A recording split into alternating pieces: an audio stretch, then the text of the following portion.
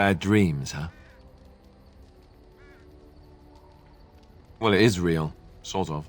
You see, part of being a Grey Warden is being able to hear the Darkspawn.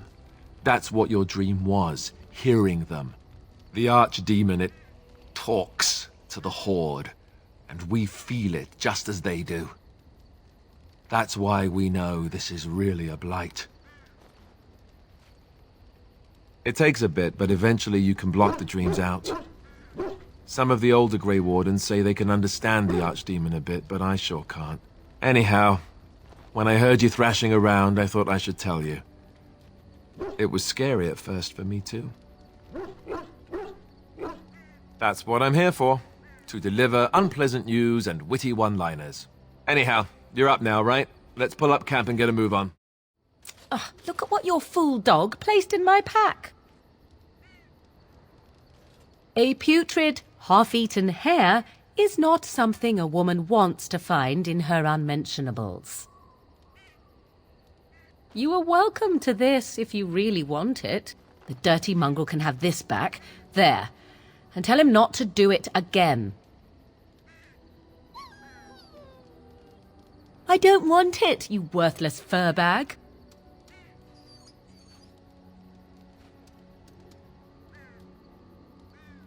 He is certainly manipulative, I can tell.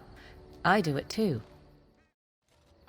It's good to see you, my timely rescuer. Bodahn at your service, once again. I saw your camp and remembered the kind offer that you made the last time we met. And is there anywhere safer for a poor merchant and his son to sleep? I think not. I'm perfectly willing to offer you a fine discount for the inconvenience of our presence. How does that sound? Good? Yes? Following you?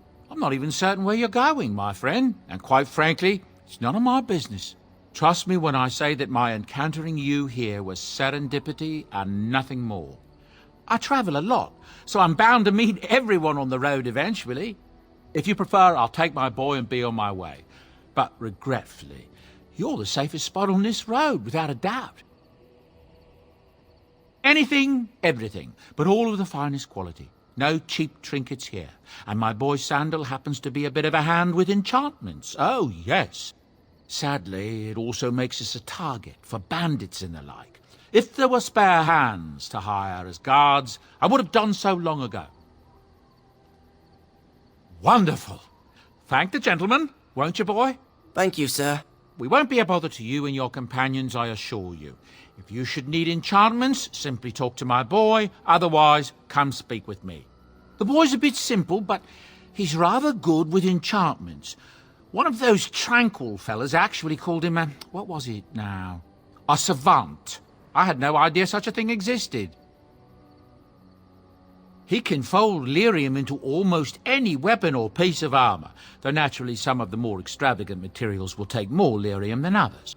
It's a process that some of the master smiths back in Orzammar will perform, but my boy here is just as adept at it. Isn't that right, boy? Enchantment! And there you have it. Oh, certainly, I can do that for you. Just come with me.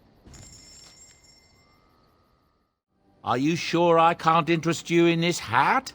A pair of earrings, perhaps? A cheese knife? With King Caelan dead, the throne falls to Queen Anora. She's made her father the regent, however, at least for now. I think Caelan's father, old King Merrick, would have approved. That's what I've heard on the road, anyhow. Take it for what it is. Well, if you're really interested, I suppose it wouldn't hurt to tell you. I am originally from Orzammar, the famed dwarven city that lies beneath the stately Frostback Mountains. I was a merchant there, too. Merchant caste. These things are in the blood, you know. You can't just leave them behind. I ran a fairly successful business. Rare artifacts, you know. Old things, grand things. The nobles loved them. Reminded them of the lost glory days, I suppose. One day, a noble woman came to my store. She looked around for a bit and then started shrieking in dismay. Apparently, she believed that a pair of braces I had for sale once belonged to her brother. He'd been lost in a cave-in, you see, while on an expedition to clear out the Darkspawn from one of the tunnels running close to the city. "They were made specially for him. They're unique," she shrieked. "He stole them from my poor brother's corpse." She had me arrested on the spot, of course. Nobles, they're touchy like that. Well, I didn't steal them. You see, I'd been paying these castless thugs to venture out into the deep roads for me. The lost tigers, they're full of things that people left behind. Sometimes you can find a treasure, something worth a little gold. The noblewoman, she wasn't too happy with the theft of her brother's braces. I don't know what they planned for me, and I didn't want to find out. Bribed the guard that was watching me and took off for the surface first opportunity I got. Never looked back.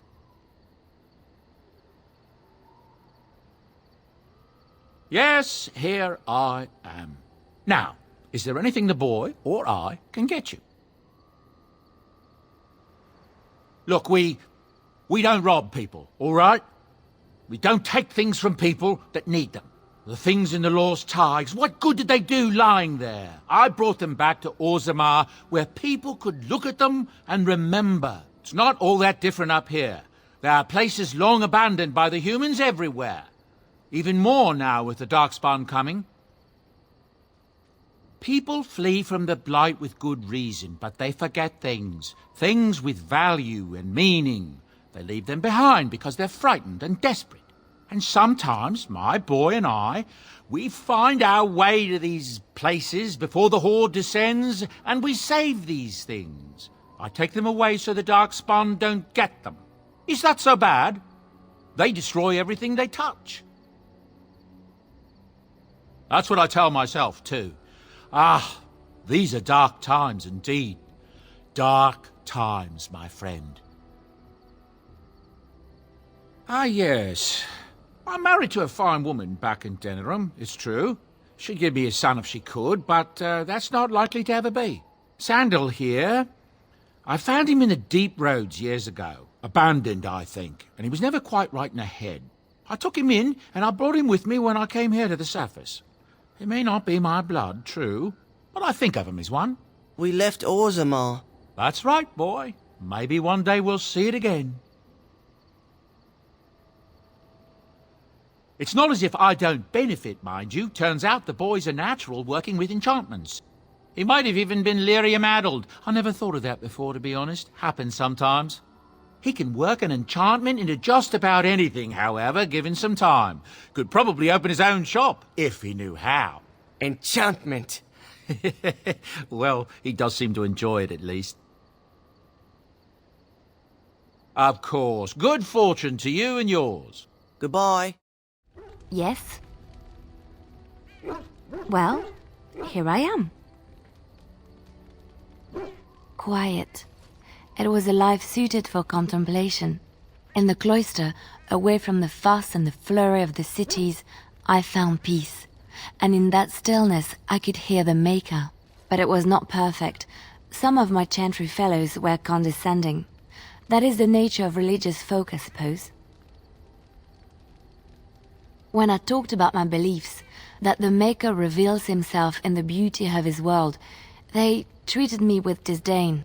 They want to believe that he's gone, so that when he turns his gaze on them, it means they are special, chosen.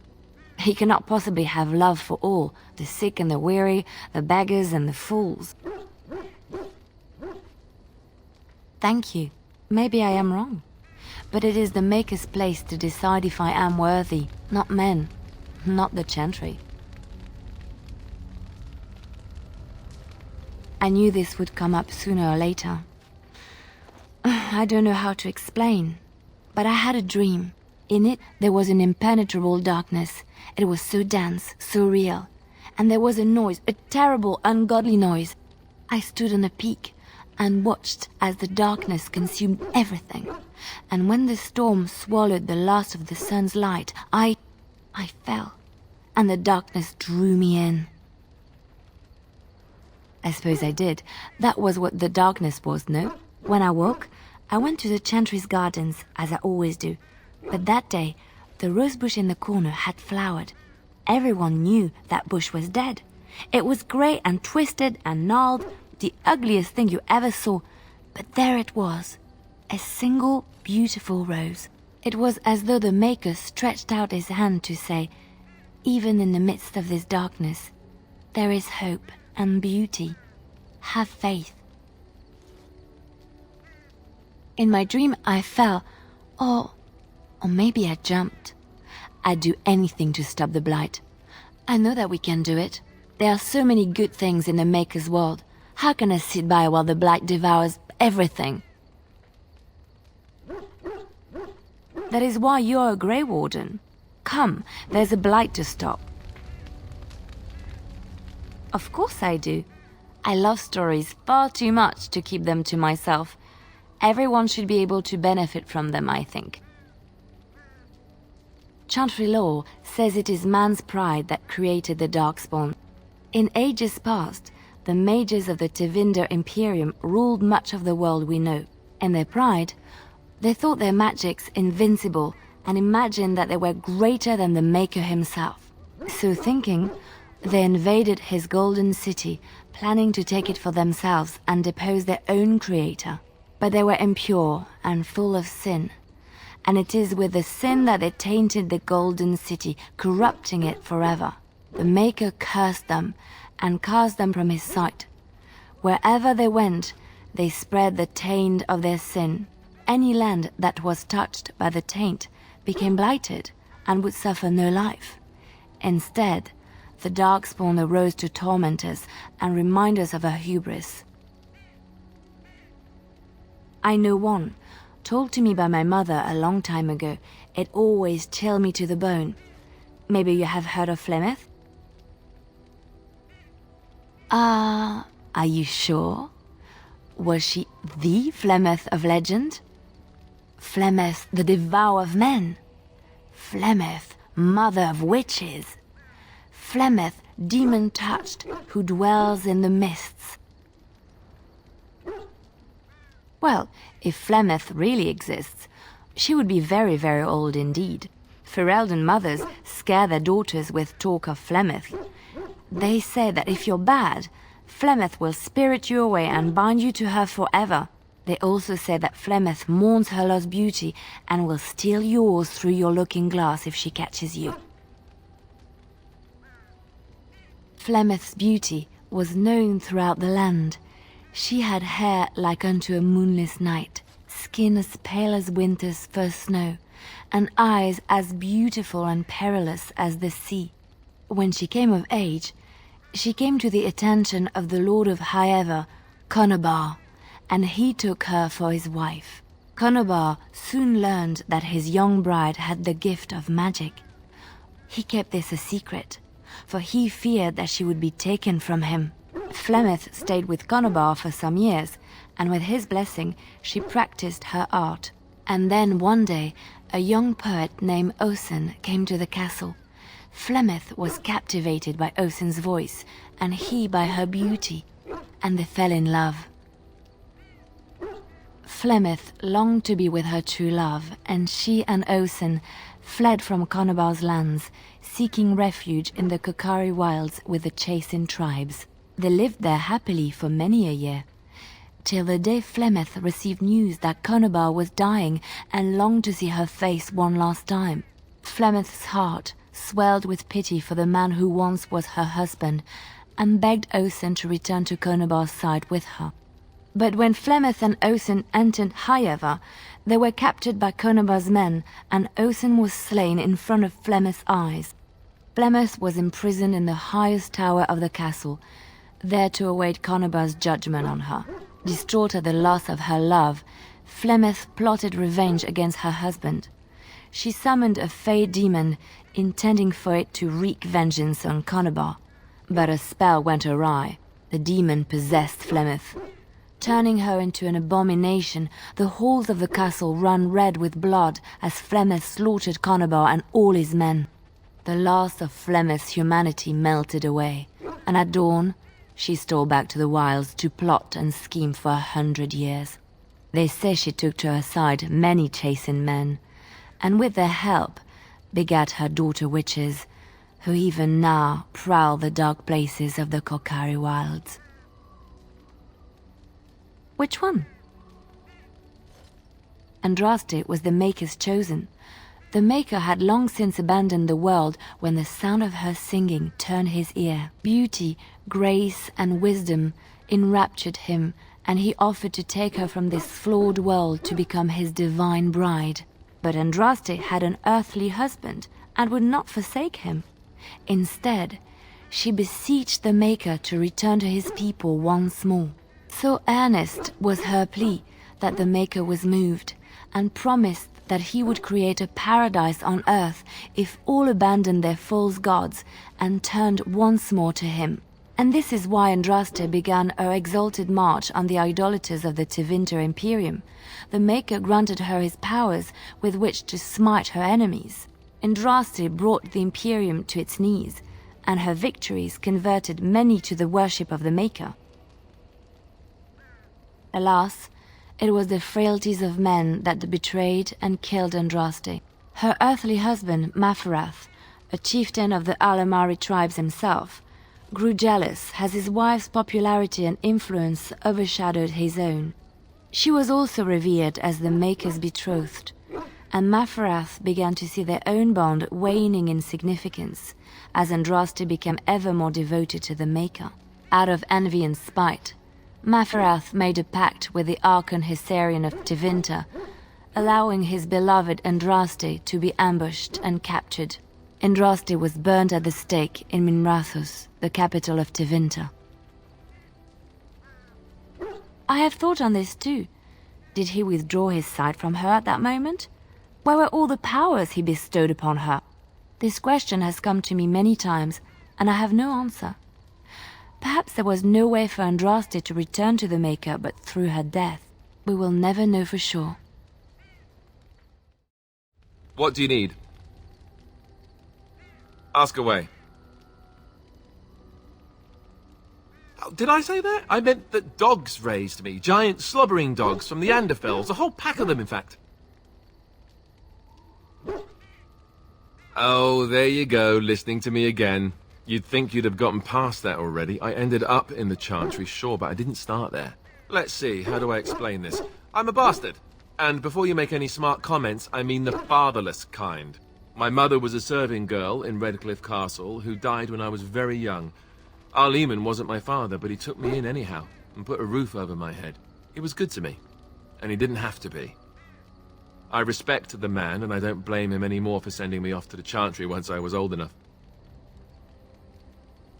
Arleman eventually married a young woman from Orlais, which caused all sorts of problems between him and the king because it was so soon after the war. But he loved her. Anyhow, then you, Arlessa, resented the rumors which pegged me as his bastard. They weren't true, but of course they existed. The Isle didn't care, but she did. So off I was packed to the nearest monastery at age 10, just as well. The Arlessa made sure the castle wasn't a home to me by that point. She despised me. I suppose you're right. I wasn't raised as the Jarl's son, though, if you're picturing that. I slept in hay, out in the stables, not on silk sheets. I remember I had an amulet, with Andraste's holy symbol on it. The only thing I had of my mother's.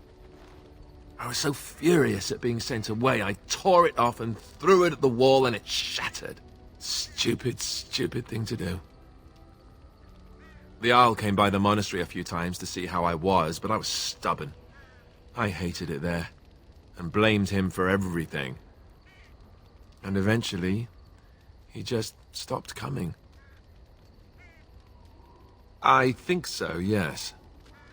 This news we've heard about him being sick disturbs me, though. I wonder if we won't discover that Loghain has come to the same conclusion as we have. Anyway, that's really all there is to the story. Have you seen the uniform? It's not only stylish, but well made. I'm a sucker for good tailoring. That's just in public. In private, we have these yellow and purple tunics, right? Much more comfortable, and you don't break the beds when you jump on them during a pillow fight. You don't really want to know about my being a Templar, do you? It's really quite boring. You know, I like the way you think. You're all right. If you're really curious, then I'll tell you. The truth of the matter is that I did hate going to the monastery. The initiates from poor families thought I put on airs, while the noble ones called me a bastard and ignored me. I felt like Al Eamon had cast me off, unwanted, and I was determined to be bitter. But I took some solace in the training itself, I guess. I was actually quite good at it. The education, mostly, but also the discipline. You need to have a disciplined mind in order to use the abilities we have. It was difficult, but rewarding. I never really felt at home anywhere, though, until I joined the Grey Wardens. And Duncan felt my Templar abilities might be useful for when we encountered Darkspawn magic, so I kept it up. What about you? Do you have anywhere you consider home? You must miss them a great deal. Duncan and the Grey Wardens are the closest I ever got to that kind of family. We won't always be traveling like this, you know. Once the war is over, once the Blight is... well, a time will come when we'll have to think about having a real home again. Though that seems like a far ways off. And I suppose the Grey Wardens are gone for good. Either way. You're right. Best to concentrate on what we have to do right now. Essentially, they're trained to fight. The Chantry would tell you that the Templars exist simply to defend. But don't let them fool you. They're an army. The other main purpose for a Templar is, of course, to hunt mages. To that end, we train in talents that drain mana and disrupt spells. You could call it that, sure. The Chantry doesn't look on it the same way, however, since really our talents only work on mages. Against a regular person, I'm just a guy in a metal suit. No, I never actually became a full Templar. Duncan recruited me before I took my vows. I was only present during one harrowing. The ritual that they test the mages with. It's not unlike our joining, really. And just as deadly. The girl they tested, she had a demon put inside her to see if she could resist. And she couldn't. We had to end it quickly. I have to say I didn't have much interest in becoming a Templar after that. You'd think that, but it's not so. The Chantry keeps a close rein on its Templars. We are given lyrium to help develop our magical talents, you see. Which means we become addicted. And since the Chantry controls the lyrium trade with the dwarves, well, I'm sure you can put two and two together. Thankfully, no. You only start receiving lyrium once you've taken your vows. You don't need lyrium in order to learn the Templar talents. Lyrium just makes Templars' talents more effective. Or so I was told. Maybe it doesn't even do that. The Chantry usually doesn't let their Templars get away, either, so they can spread their secrets. I'm a bit of an exception. Lucky me. Sure, I could. I could even teach you, I suppose. Anyone who's been trained as a warrior. I guess if I'm going to give up Chantry secrets, I may as well go all the way. Send whoever you want trained to me in camp, and I'll see what I can do. Yes. Sitting, as you observed. Thank you. Warden, if I truly disliked you, I would leave. That I am still here, you may interpret however you choose. I did. Parshera, was there anything else? I am hardly surprised. To answer a question. For someone so dismissive of questions, you ask a great many. The Arishok asked, "What is the Blight?" By his curiosity, I am now here. Why do you? Exactly. You don't ask, nor do I. The Arishok sends me and I go. A portion of it Were you not at Ostagar when the army was overwhelmed? That is your answer. Yes. Never. I cannot go home. It doesn't matter now. Can we move on? We keep the Darkspawn waiting.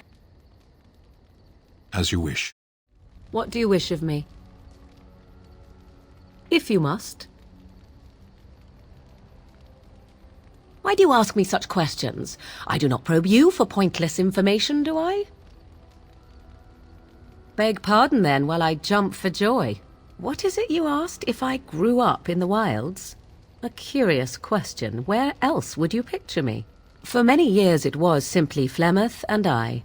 The wilds and its creatures were more real to me than Flemeth's tales of the world of man.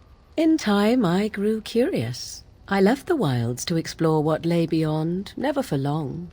Brief forays into a civilized wilderness. For the most part, Flemeth taught me well. For all that I had been taught, however, the truth of the civilized lands proved to be overwhelming. I was unfamiliar with so much.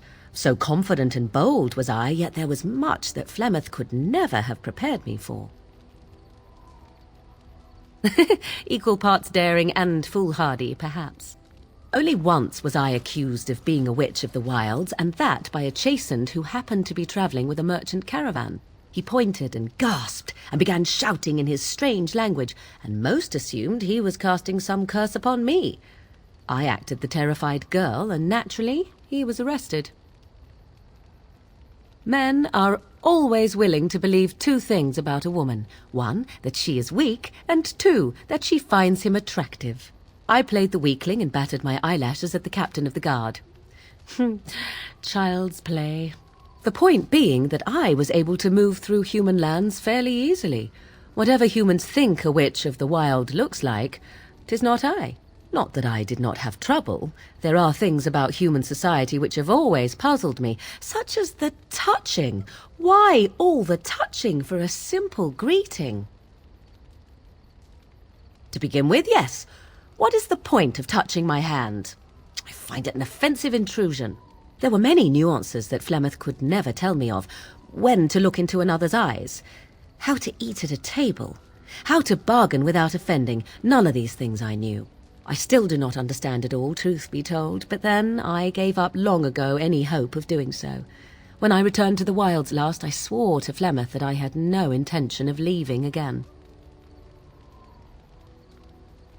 You are a fine one to be pointing out the humour of fate. Shall we examine your predicament on the whole? Let's not. Me? I prefer the jest on me to the jest on you. You are very cute to ask so many questions. Really? Perhaps we should be wrapped in ribbons and adorned with flowers. So cute are we, too. My mother has been hunted from time to time, yes, by Templar fools like Alistair, which should tell you how successful they generally were.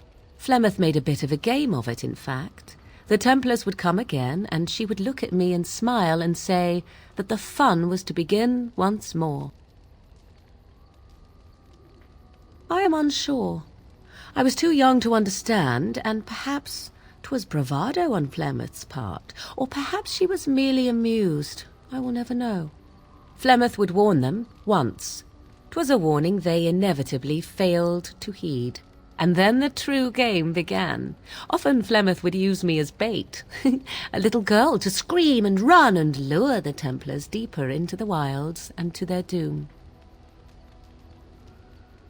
Sometimes, eventually. Thankfully, the wilds is a vast place. Once they found us, Flemeth would simply move us elsewhere, and we would be lost within the forest once again. I did not understand the danger we faced until I was much older. I had never heard of apostates or maleficarum. I think that my mother made it fun so that a child did not learn to fear.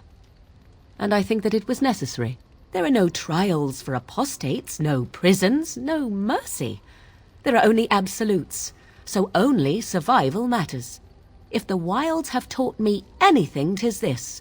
First, You must survive. Do you disagree? An enlightened view, or at least an agreeable one. So, full of questions, are you? Well, that depends, does it not? What does she seem to be?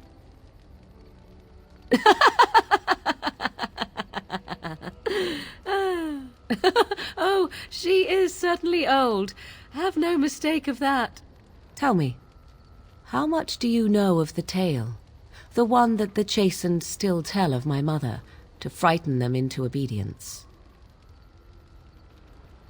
No doubt such a tale has mutated much over time and telling. I can relay what Flemeth once told me herself, and you can decide whether or not 'tis the truth, if you desire.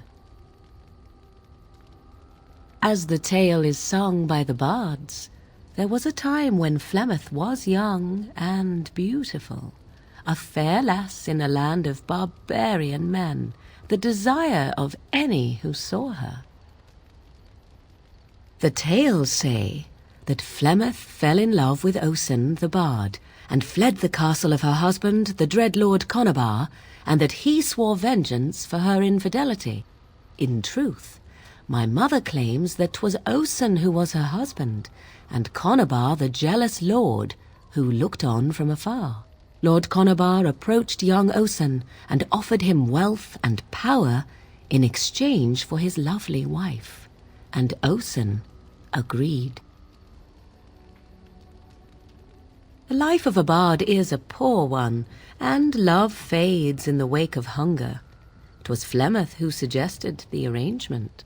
All would have been well had Lord Conabar kept his end of the bargain. But he was a foul man who bargained with coin he did not possess. Osen was led off to a field and slain, left for dead. Flemeth spoke to the spirits and learned of the deed, and swore revenge. That was not the point. Conabar had no honor, so she would not have him.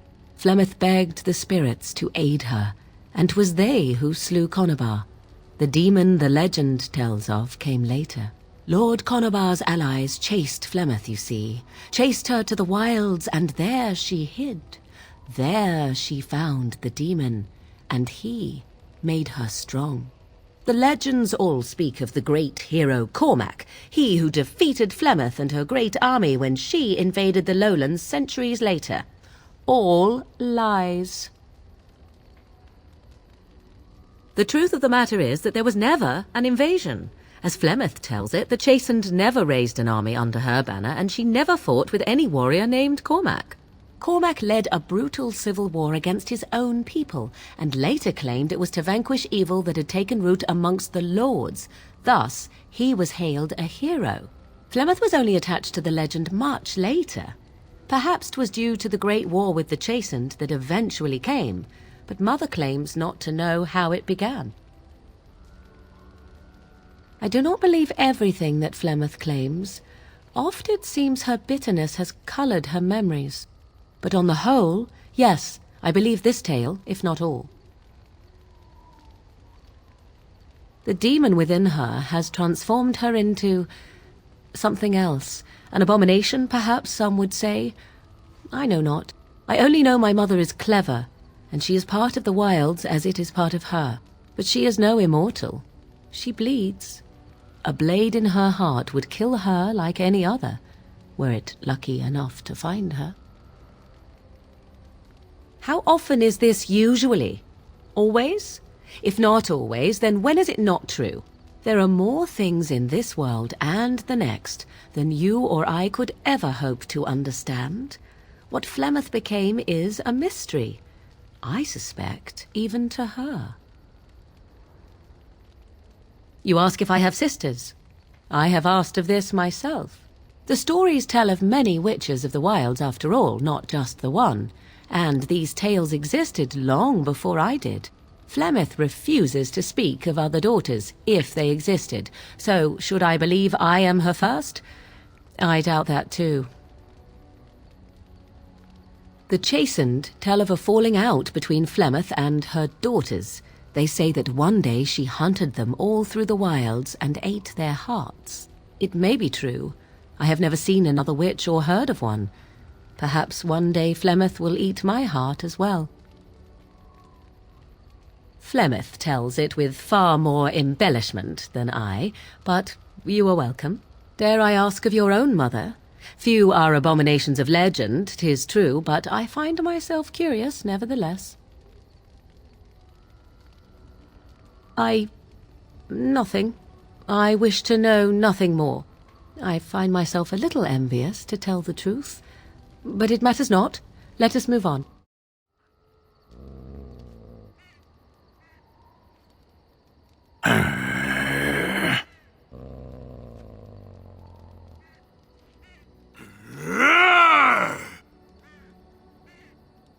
I seek to understand the dog. We fight alongside each other, and I must discover the strength of his heart.